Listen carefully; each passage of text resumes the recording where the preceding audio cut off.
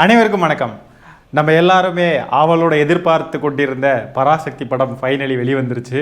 ஜனநாயகன் படம் நேத்திக்கு வெளிவர இருந்த நிலையில பார்த்தீங்கன்னா அந்த படம் இனிமே என்னைக்கு எந்த காலத்தில் எப்போ வரும்னே தெரியல. அந்த படம் வெளிவராத விரக்தியில் அணில்கள் இருப்பதால இன்னைக்கு தியேட்டரில் பராசக்தி படம் வந்திருக்கிற இடத்துல பார்த்தீங்கன்னா அணில் குஞ்சுகள் சிலவற்றை காண முடிந்தது. தியேட்டரில் வந்து உட்கார்ந்து இருந்துக்கிட்டு ஜனநாயகன் கடந்து கத்திக்கிட்டு மற்ற பொதுமக்களுக்கெல்லாம் தொந்தரவு கொடுத்துக்கிட்டு இருந்தானுங்க. இவனுங்க எவ்வளோ இன்செக்யூராக இருக்கானுங்க அப்படின்றதெல்லாம் இன்னைக்கு லைவாகவே பார்க்க முடிஞ்சது. மக்களே, இப்படிப்பட்ட இன்செக்யூரிட்டியை வச்சுட்டு இருக்கக்கூடிய இந்த தற்குறி கும்பலுக்கு இவனுங்க படம் முடிஞ்ச அளவுக்கு டிலே ஆகணும். சரி, இப்போ நம்ம பராசக்தி படத்தை பற்றி பார்ப்போம். சீரியஸ்லி சொல்கிறேங்க, வேற லெவல் படம். கொடுக்குற காசுக்கு ரொம்ப ரொம்ப ஒர்த்தான ஒரு படங்க. நிறைய பேர் பராசக்தி படத்தை என்ன நினைச்சிட்டு இருக்காங்க அப்படின்னு பார்த்தீங்கன்னா, அது வந்து ஏதோ திமுகவுக்கு சப்போர்ட் பண்ணக்கூடிய படமா வந்துருமோ அப்படின்னு சொல்லி நினைச்சிட்டு இருக்காங்க. Dawn Pictures, Red Giant Movies இப்படின்லாம் பார்த்ததும் பார்த்தீங்கன்னா இது திமுகவுடைய ஏதாவது தேர்தல் அரசியலுக்கான ஒரு படமா இருக்க வாய்ப்பு இருக்கு அப்படின்னு சொல்லி நினைச்சிக்கிட்டு இருந்தாங்க. ஆனால் ஆக்சுவலாக பார்த்தீங்கன்னா அப்படி ஒரு ஃபீலை இந்த படம் கொடுக்கவே செய்யாது. ஏன் அப்படின்னு பார்த்தீங்கன்னா இந்த படம் முழுக்க முழுக்க தமிழர்களுக்காகவும் தமிழ் மொழிக்காகவும் மட்டுமே இந்த படம் எடுக்கப்பட்டதா இருக்கு. தமிழ் மொழியுடைய முக்கியத்துவம் என்ன அப்படின்றது இந்த படத்தை பார்க்குறப்போ நம்மளால நல்லா உணர முடியும். ஹிந்தி திணிப்பு நடந்த காலகட்டங்கள், அதுலேயும் குறிப்பாக 1965 காலகட்டங்கள் எல்லாம் என்ன மாதிரியான சூழ்நிலைகளை தமிழர்கள் ஃபேஸ் பண்ணாங்க, எவ்வளோ கஷ்டப்பட்டாங்க, இளைஞர்களுடைய மூவ்மெண்ட், அதாவது ஸ்டூடெண்ட்ஸ் இருக்காங்க இல்லையா, ஸ்டூடெண்ட்ஸுடைய மூவ்மெண்ட் அந்த டைம்லலாம் எப்படி இருந்துச்சு அப்படின்றதெல்லாம் இந்த படம் ரொம்ப ரொம்ப அருமையாக வந்து எடுத்து சொல்லியிருக்கு. நிஜத்தை நம்மளால பார்க்க முடியல, ஏன்னா அந்த காலகட்டத்திலலாம் நம்ம இல்லை. அந்த நிஜத்துடைய நிழலை வந்து இப்போ பார்த்த மாதிரி ஒரு ஃபீலை வந்து இந்த படம் எனக்கு கொடுத்துச்சுங்க. அங்கங்கே பார்த்தீங்கன்னா நல்ல எமோஷ்னலி நல்லா கனெக்ட் ஆகுது இந்த படம். நமக்கு நிறைய இடங்கள்ல கொஞ்சம் கேரக்டர்ஸ்லாம் அந்த படத்தில் சாகிற சூழ்நிலை வருது. சாகிற இடத்துல எல்லாம் பார்த்தீங்கன்னா நமக்கு வந்து ஒவ்வொரு கேரக்டரும் சாகிறப்போ நமக்கு ரொம்பவே வேதனையாக இருக்கும். அந்த ஒவ்வொரு கேரக்டரும் சாகிறப்போ எனக்கெல்லாம் பார்த்தீங்கன்னா பர்சனலாக நிஜமாகவே அந்த மொழிப்போர் காலகட்டத்தில் எல்லாம் வந்துட்டு நிறைய பேர் இறந்தாங்க இல்லையா, அவங்களுடைய உயிர் தியாகத்தை வந்து எந்த அளவுக்கு மதிக்கணும், அதை எந்த அளவுக்கு போற்றணும் அப்படின்றதெல்லாம் என்னால் ஃபீல் பண்ண முடிஞ்சிச்சு. முக்கியமாக இந்த காலத்தில் இருக்கக்கூடிய இந்த ஜென்சி தலைமுறையினருக்கு வந்துட்டு இந்த படம் வந்து கண்டிப்பாக பார்க்க வேண்டிய ஒரு படம். ரசிக மனநிலையில் தற்குறிகளாட்டு இந்த தாவேக தவுட்டு தற்கொலை கூட்டம் மாதிரி நடிகர்கள் பின்னாடி ஓடி ஓடி தவுட்டு தற்கொலைகளா வாழாம அந்த காலத்துல இளைஞர்கள்லாம் எந்த மாதிரி இருந்தாங்க, மொழிக்காக எந்த அளவுக்கு பாடுபட்டு இருக்காங்க, ஹிந்தி திணிப்புக்கு எதிராக எப்படியெல்லாம் போராடுனாங்க அப்படின்றதெல்லாம் இந்த படம் வந்து சூப்பரா காட்டுறதுனால இப்போ இருக்கக்கூடிய இளைஞர்களும் இந்த படத்தை பார்க்கறப்போ வந்துட்டு இப்படியெல்லாம் நடந்திருக்கா அப்படின்றத தெரிஞ்சுக்கிறதுக்கு ஒரு வாய்ப்பு கிடைக்குது. அஸ் வெல் அஸ் தமிழ் உணர்வை வந்து இப்போ இருக்கிற இளைஞர்களுக்கும் இந்த படம் வந்து தரமா கடத்துது. அதுக்கு எக்ஸாம்பிளா என்னன்னு பாத்தீங்கன்னா, இந்த படம் முடிகிற டைம்லாம் பாத்தீங்கன்னா தமிழ் வாழ்க்கைன்னு இந்த படத்தில் சொல்லுவாங்க.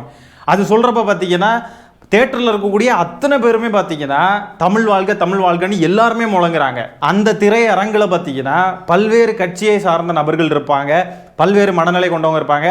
நான் சொன்ன மாதிரி அணில் குஞ்சுகளும் இருந்தாங்க. என்னதான் அரசியல் வேறுபாடுகள் இருந்தாலுமே அத்தனை பேருமே தமிழ் அப்படின்னு சொல்லி வர்றப்போ எல்லாருமே ஒற்றுமையா நிக்கிறப்போ இங்க அரசியல் சூழல் என்னவா இருந்தாலுமே தமிழ் அப்படின்ற மொழியை யாராலும் எதுவுமே செய்ய முடியாது அப்படின்றத உணர முடிஞ்சதுங்க. படத்துல நடிச்சிருக்கக்கூடிய ஒவ்வொருத்தவங்களையும் பாத்தீங்கன்னா ஒவ்வொருத்தரும் ஒவ்வொரு கான்ட்ரிபியூஷனா அந்த படத்துக்கு கொடுத்துருக்காங்க. ஒவ்வொரு ரகமா இருந்துச்சு ஒவ்வொருத்தருடைய நடிப்புமே. ஃபர்ஸ்ட் ஆஃப் ஆல் சிவகார்த்திகேயன் அவர்கள் ஒவ்வொரு படத்துலையும் பார்த்தீங்கன்னா அவருடைய ஆக்டிங்கை வந்து இம்ப்ரூவ் பண்ணிக்கிட்டே இருக்காப்ல. ஒரு படத்தில் நடித்த மாதிரி அடுத்த படத்தில் அவர் இல்லவே இல்லை. அவருடைய முந்தைய படங்களை விட அடுத்தடுத்த படங்கள் பெட்டராக தான் பெர்ஃபார்ம் பண்ணிக்கிட்டு இருக்கிற மாதிரியே இருக்கு. இதுக்கு முன்னாடி பார்த்தீங்கன்னா அமரன்ல பெர்ஃபார்ம் பண்ணியிருந்தாப்ல. அமரன் படம் ரொம்ப ரொம்ப அருமையாக இருந்துச்சு, நம்ம எல்லாருமே பார்த்துருப்போம். அமரன் படத்துலையும் நிஜத்தில் நடந்த ஒரு கதையை தான் அவர் எடுத்திருக்காப்ல. அதே மாதிரியே தான் இந்த படத்துலையுமே அமரன் படம் பார்த்து முடிச்சப்போ எல்லாருக்கும் மனசுல எந்த அளவுக்கு ஒரு மன அழுத்தம் இருந்துச்சோ, என்னடா இது அப்படின்னு சொல்லிட்டு ரொம்பவே எமோஷனலாக அது கனெக்ட் ஆகி ரொம்ப நம்மளை வந்து சுக்குநூறாக உடச்சு போட்டிருக்கு அந்த படம். அதை விட பல மடங்கு இந்த படத்தில் நம்ம ஃபீல் பண்ண முடியும். ஏன்னா இது நம்ம தமிழ்நாட்டை பற்றின படம், நம்ம தமிழ் மொழியை பற்றின படம் அப்படின்றப்போ ரொம்ப ரொம்ப இது நமக்கு எமோஷனலி கனெக்ட் ஆகக்கூடிய ஒரு விஷயங்க. சிவகார்த்திகேயன் அவர்கள் இந்த படத்தில் நடிக்காம வேற ஒரு ஆள் நடிச்சிருந்தாக்க இந்த படம் என்ன மாதிரி வந்திருக்கும் அப்படின்றத யோசிச்சு கூட பார்க்க முடியல. ஏன்னா அவர் இல்லாமல் இந்த படம் சாத்தியமே இல்லை. அந்த அளவுக்கு ஒரு சூப்பரான பெர்ஃபார்மன்ஸை கொடுத்துருக்காப்ல. அடுத்ததா ரவிமோகன் அவர்கள் மனுஷன் என்னமா நடிச்சிருக்காருங்க. அவரு வில்லனாலாம் நடிக்கல, வில்லனாவே வாழ்றாருங்க. அவர் நடிக்கிற நடிப்பை பார்க்குறப்போ என்னையா இப்படி நடிக்கிறாப்ல. சந்தோஷ் சுப்ரமணியம் படத்தில் எப்படி இருந்தவர், எவ்வளோ சாஃப்டா எல்லாம் எப்படி இருந்தவர், இன்னைக்கு பார்த்தீங்கன்னா ஒரு மாதிரி வெறி பிடிச்ச மிருகம் மாதிரி பிஹேவ் பண்ணிட்டு இருக்காப்ல நடிகர் விஜய் அவர்களை மாதிரி. ரியல் லைஃப்ல நடிகர் விஜய் இருக்காரு பாருங்க, அந்த மாதிரி ஒரு சினிமாவில் நடிச்சிட்டு இருக்காரு. அவர் ரியல் லைஃப்ல சாஃப்டான நடிகர், படத்துல ஒரு மாதிரி வெறி பிடிச்சி நடிச்சிட்டு இருக்காப்ல. அப்பப்போ இழுத்துட்டு வந்து ஒரு மிதிச்சுட்டு விடணும், அப்பதான் கொஞ்சம் நல்லா நிம்மதியா இருக்கும் நமக்கு. மனசாட்சியே இல்லாம ஜெயம் ரவி அவர்கள் நடந்துக்கிறதெல்லாம் பார்க்குறப்போ நமக்கே வந்து அவ்வளோ கோபம் கோபமா வருதுங்க அந்த படத்தை பார்க்குறப்போ. ஆக மொத்தம் ஜெயம் ரவி அவர்களுடைய நடிப்பும் சிவகார்த்திகேயன் அவர்களுடைய நடிப்பும் 2 பேருடைய நடிப்பும் பார்த்தீங்கன்னா இந்த படத்தை சூப்பரா கேரி பண்ணிட்டு போகுதுங்க. சரி, அடுத்ததா அதர்வா அவர்கள், அவருடைய ஆக்டிங்கும் பார்த்தீங்கன்னா இந்த படத்துல ரொம்பவே அருமையா இருக்கு. சிவகார்த்திகேயன் அவர்களுடைய தம்பியா வந்து ரோல் பிளே பண்றாப்ல. இந்த படத்துல 1965 காலகட்டங்களில் நடந்த மொழிப்போர் விஷயங்களை பத்தி தான் இந்த படத்துல இருக்கு. அந்த நேரங்களில் பார்த்தீங்கன்னா அதர்வா அவர்கள் ரொம்பவே மொழிக்காக இறங்கி நின்று போராடுறது அது இதுன்னு பல விஷயங்கள்ல ஈடுபடுறாரு. சிவகார்த்திகேயன் அவர்கள் பார்த்தீங்கன்னா அதுக்கு முந்தைய காலகட்டங்களில் மொழிப்போர்லாம் நடந்துச்சு இல்லையா, அந்த நேரத்தில் பார்த்தீங்கன்னா சிவகார்த்திகேயன் அவர்கள் மொழிக்காக இறங்கி நின்று போராடுறது பாடுபடுறது அதுன்னு பல விஷயங்கள் அவர் ஈடுபட்டுக்கிட்டு இருந்தாப்ல. சில பல காரணங்களுக்காக அதுக்கப்புறமா சிவகார்த்திகேயன் அவர்கள் அந்த இதுவே நமக்கு வேண்டாம், நம்ம வேலையை பார்த்துட்டு ஒதுங்கிடுவோம்னு சொல்லிட்டு அவரு மொழிக்காக போராடுறது அதுன்னு எந்த விஷயத்திலும் ஈடுபடாம இருந்தாப்ல. அதுக்கப்புறமா 1965 காலகட்டங்களில் தான் சிவகார்த்திகேயன் அவர்கள் மீண்டும் வந்துட்டு சில காரணங்களுக்காக இறங்குறாப்ல இந்த விஷயங்கள் எல்லாம். இந்த படத்துல மொழி வந்து எந்த அளவுக்கு முக்கியம் அப்படின்றத இந்த படம் வந்து தெரிவிக்குதுங்க. ஹிந்தியை தமிழ்நாட்டில் திணிக்கிறதன் மூலியமா சிவகார்த்திகேயன் அவர்களுக்கு பார்த்தீங்கன்னா அவருக்கு வேலை கிடைக்காத ஒரு சூழல் உருவாகும். இன்னொரு பையன் பார்த்தீங்கன்னா கலெக்டர் ஆகணும்னு சொல்லி முயற்சி பண்ணுவாப்ல, அவரால் கலெக்டர் ஆக முடியாத சூழல் உருவாகும். அதுக்கப்புறம் கல்லூரிகளில் தூரமாக தங்கியிருந்து படிக்கக்கூடிய பசங்களுக்கு பணம் அனுப்புறதுக்கு இந்த பேங்க்ல எல்லாம் சல்லான் ஃபில் பண்ணுவாங்கல்ல, அது கூட ஃபில் பண்ண முடியாத ஒரு நிலை உருவாகி சாப்பிட்றதுக்கு காசு அனுப்புறது கூட வழி இல்லாத ஒரு நிலைமை உருவாகும். இந்த மாதிரி பல சிக்கல்களை அன்றைய காலகட்டங்களில் தமிழ் மக்கள்லாம் ஃபேஸ் பண்ணியிருக்காங்க அப்படின்றத இந்த படம் ரொம்ப அழகாக எடுத்துரைக்குது. தமிழ் மக்கள் மட்டும் கிடையாது, இந்தியா ஃபுல்லாகவே ஆட்சி மொழி ஆக்கணும் அப்படின்னு சொல்லி தானே அந்த காலத்தில் கவர்மெண்ட் ட்ரை பண்ணாங்க. ஆகவே தமிழ்நாடு மட்டும் இல்லாமல் கேரளா, ஆந்திரா, கர்நாடகான்னு எல்லா ஊர்லேயுமே பார்த்தீங்கன்னா இந்தி திணிப்பு வந்து அந்த டைம்லலாம் இருந்துச்சு. நம்ம படம் பார்க்குறப்பவே இது எல்லாத்தையுமே நம்மளால உணர முடியும். அந்த அளவுக்கு இந்த படத்தை வந்து அருமையாக எடுத்துகிட்டு போயிருக்காங்க. அடுத்தது பார்த்தீங்கன்னா யுனைட்டி இன் டைவர்சிட்டி அப்படின்றது, நம்ம வேற்றுமையில் ஒற்றுமை அப்படின்றத இந்த படத்தில் ரொம்ப அழகாக காமிச்சிருக்காங்க.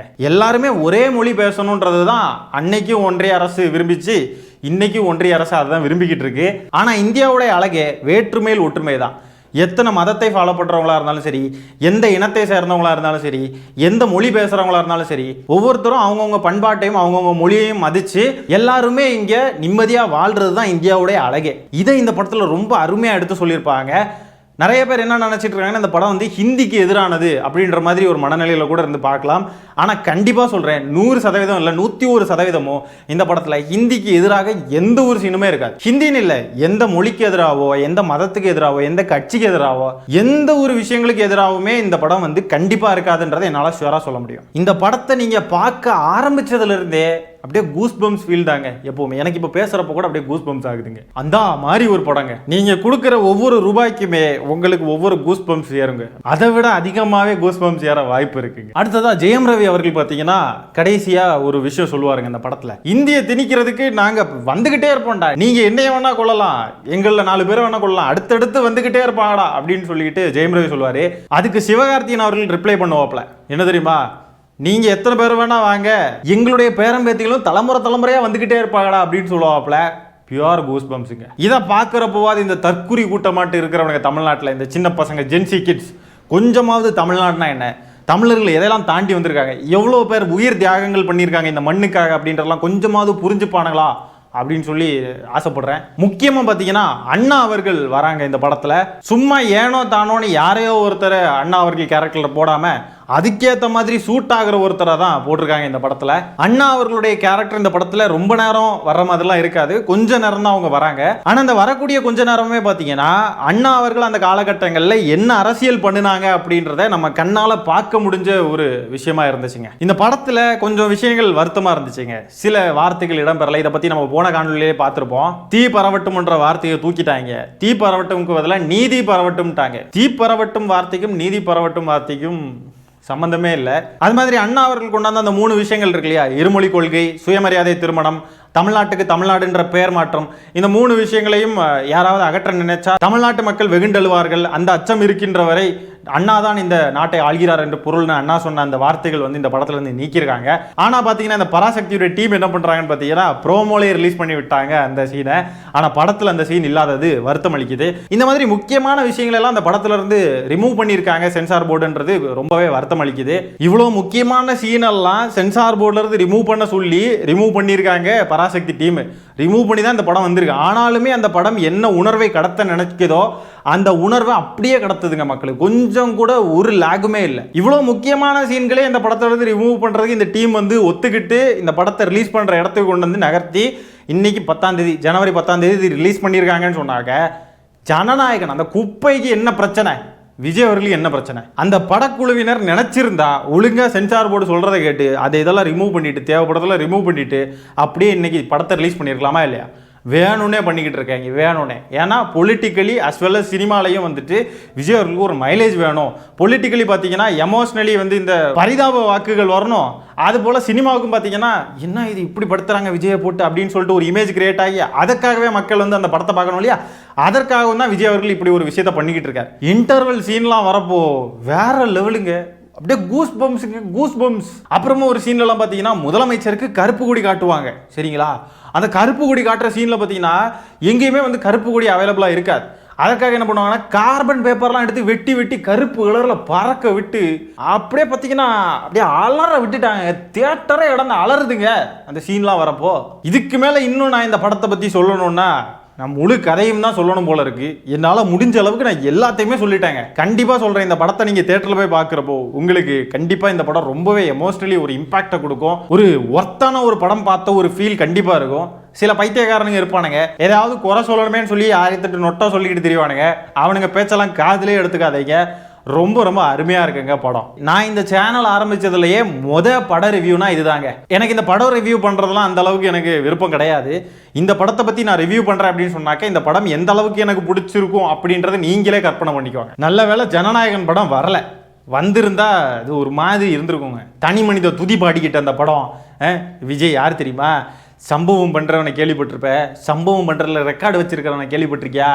விஜய் யார் தெரியுமா? நான் திரும்பி போகிற ஐடியாவே எனக்கு இல்லை, தளபதி அப்படின்ட்டுலாம் வந்துட்டு தனி மனித துதி பாடிக்கிட்டு இருக்கக்கூடிய படத்துக்கு பதிலாக ஒரு உருப்படியான மக்கள் பார்க்க வேண்டிய, இளைஞர்கள் பார்க்க வேண்டிய ஒரு தரமான ஒரு படம் வந்திருக்கு.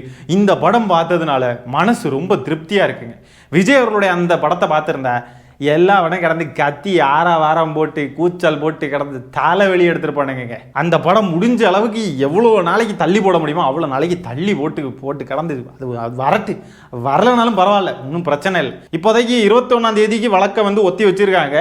அதுக்கு பிறகு என்னன்றது அதுக்கு பிறகு பார்த்துக்கலாம். அது வரைக்கும் கொஞ்சம் நிம்மதி. அது வந்துச்சுன்னா தலைவலி, வரலைன்னா நிம்மதி. பராசக்தி டீம் இருக்கு, என்னுடைய வாழ்த்துக்களையும் பாராட்டுகளையும் நான் தெரிவித்துக் கொள்கிறேன். இப்படி ஒரு தரமான படத்தை எடுத்ததற்கு என்னுடைய பாராட்டுகள். மேலும் மேலும் இது போல தமிழ் சினிமாவில் இன்னும் நல்ல நல்ல படங்கள் வரணும். அரசியல் சார்ந்த படங்கள் இன்னும் நிறைய வந்துச்சுன்னா இன்னும் நல்லா இருக்கும். இந்த படம் முடிகிறப்போ பார்த்தீங்கன்னா அந்த காலகட்டங்களில் உண்மையாகவே என்ன நடந்துச்சோ அதோடைய ஃபோட்டோஸ்லாம் வந்து லாஸ்ட்டில் அட்டாச் பண்ணியிருப்பாங்க. உண்மையாலுமே சொல்கிறேன், நமக்கு கண்ணிலிருந்து கண்ணீர் மட்டும்தாங்க வந்துட்டு இருக்கோம். தமிழ் மொழியுடைய முக்கியத்துவத்தை பற்றி எடுத்ததற்காகவே இந்த படம் வெற்றி அடையும். தமிழ் வாழ்கன்னு சொல்லி இந்த காணொலியை நான் நிறைவு செய்கிறேன். நன்றி, வணக்கம்.